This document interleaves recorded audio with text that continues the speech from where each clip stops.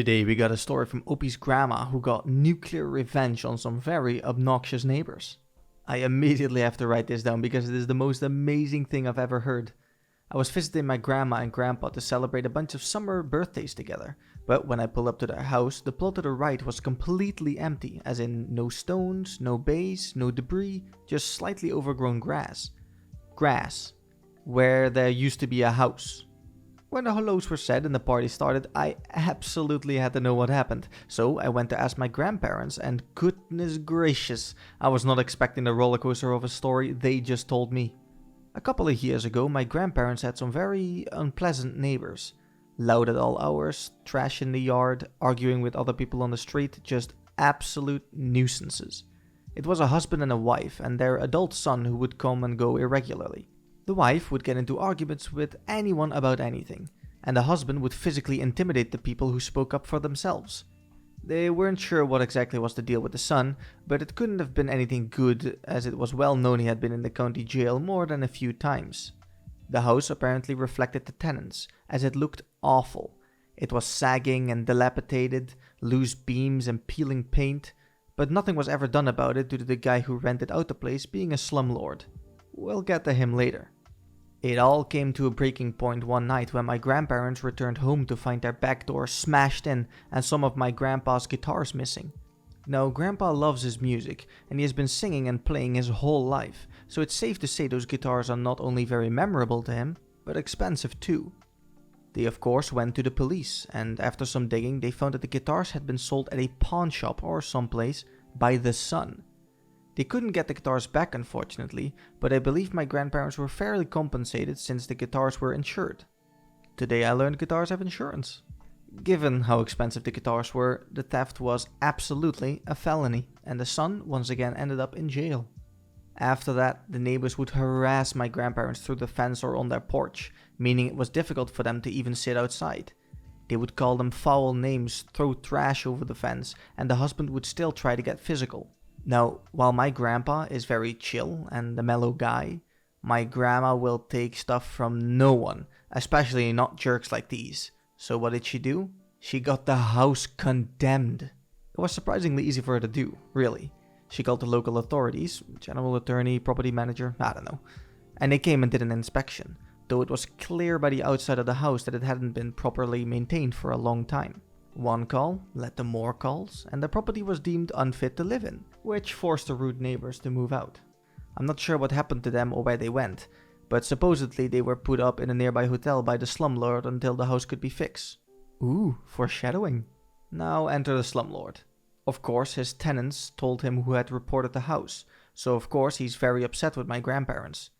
Rather than fix the house though, he gets aggressive the first day he's there, yelling at my grandparents about how they're idiots for reporting him and how they've cost him a bunch of money and he's going to sue them and on and on. It comes to the point where the across the street neighbors call the local police to come and defuse the situation, which they did. A few weeks pass and my grandma hasn't seen the slumlord or anyone around to fix the house. Not being one to let things go easily, grandma starts making frequent calls to a bunch of services, reporting the house and its lack of progress. Each time, the slumlord's truck would appear for a day, and then leave without changing a thing. Grandpa said that he would block that driveway, but since they stay home most of the time, that wasn't a major issue. Grandma disagreed. Finally, my grandma had complained enough that the officials came out and condemned the house for demolition.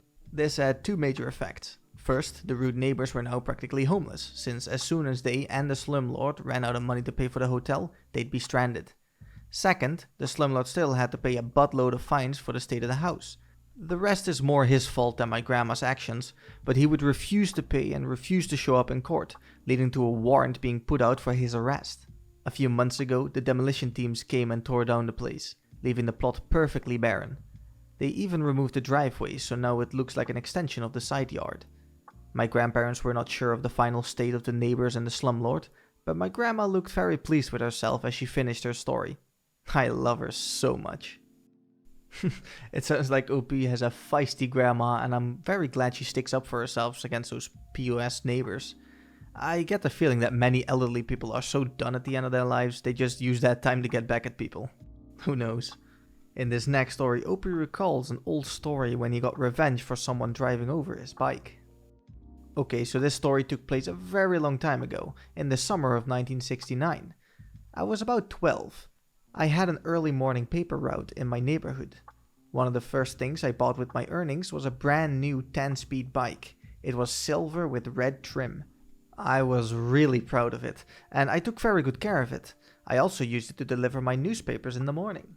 One of my customers was often leaving for work around the time that I got there. I always made a point of parking my bike well off to the side while I went to deliver his paper. This particular morning he turned too soon and too sharply while backing out of his driveway.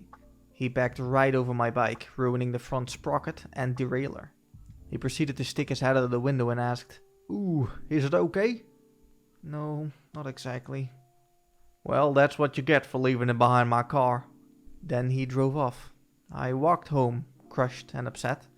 I felt helpless against this adult who clearly had no intention of doing anything about it, and I didn't know what to do. My hurt, frustration, and powerlessness gradually turned to anger. I stopped delivering his paper, and when he complained, I told my supervisor that I was delivering, but he just liked to complain, so ultimately it wasn't held against me. But the real revenge was yet to come. He lived on the main route through the neighborhood that all the kids took to go to the local 7-Eleven and other places. His mailbox sat on a steel fence post loosely set into the ground. That summer, I got into the habit of pulling it up and throwing it over the fence into the cemetery across the street, maybe once or twice a week. It was fun and mischievous, but it still didn't satisfy my need for revenge. He had 3 large frond shrubs in his front yard that would grow to 6 or 8 feet over the course of the summer and then begin to die back.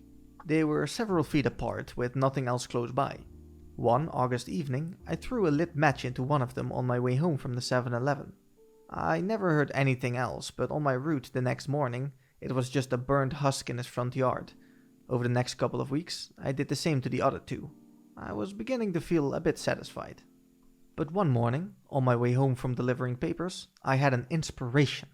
I saw that the side window of his garage was open. Now, I knew that what I was considering was taking it a bit far. But I was an impulsive kid, and I thought tit for tat was fair.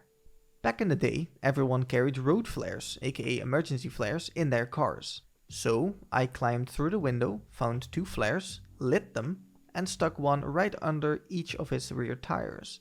Then climbed out and hightailed it home and went back to bed. I did not go back to see what happened, and I stayed away from the area for several days. I knew that I had ruined his tires. I never saw the result, but I didn't care. And I never did another thing to him. In this next story, Opie got revenge by blowing up a romance scammer's life. I'm a woman in my 30s with a reasonably good corporate job in a field with lots of room for growth, and I'm recently getting back into the dating scene after a decade. I'm kind of a would-be a 10 if she lost 30 pounds looking girl. Beautiful face, if a bit chubby, but I never have issues getting a date. I'm not well off, but I'm stable and I have a bit of spending money. I live in a large multicultural city and my ex was an immigrant, so I'm open to dating people of any origin. As a side note, if it wasn't abundantly clear, this bit about my appearance is a joke and only speaks to his failure to select an appropriate victim. I don't care what people think about how I look. Here's what happened. A few weeks ago, I met a very charming man from a Latin American country, only a couple years younger than me. He seemed very sweet, cuddly, intelligent, family-oriented, emotionally available, educated, and in a good profession back home in his country, and he had a lot in common with me. Chemistry seemed amazing inside and outside the bedroom. He was honest that he was in my country on a tourist visa, but hoping to stay. I made it clear that I wouldn't be able to help him with that, but that we'd have a fun summer fling while he was here. If he managed to stay or come back, only then would we consider a real relationship. Then the other shoe dropped. A couple of weeks and 4 dates in, during a text conversation about my work, he asked me to be his sugar mommy. I initially laughed and assumed it was a joke. He kept pushing and clearly said it wasn't. Of course, feeling insulted by this, I went off on him. He maintained it as a serious ask until I hit a nerve with my complaints about how embarrassed he should be to ask me that. Then he got angry and insulted me for thinking he was serious about it. No apology for being hurtful to me. Obviously, what I did next was take screenshots and cry about it to my closest friends. I was hurt that I was fooled into thinking he liked me and that he thought I needed to pay for a man. My friends started to fuse on what happened next. One of my friends started snooping more on his online presence. Together we found about 6 different Instagram accounts that were him using different variations of his name and different photos of himself, all uploaded in batches. On Facebook, a similar pattern, all very scammy and suspicious looking. He'd been foolish enough on one of his profiles though to follow and tag the employer that he was working for illegally on his tourist visa in my country. So I contacted another friend in a local law enforcement agency that works with immigration. She then looked up his file and turns out that he had a wife and daughter at home. I basically released the hounds after that. The friend who helped me investigate online made several group chats on multiple platforms with all his family, immediate and extended, and friends. She released all the screenshot as well as rant about how shameful it was.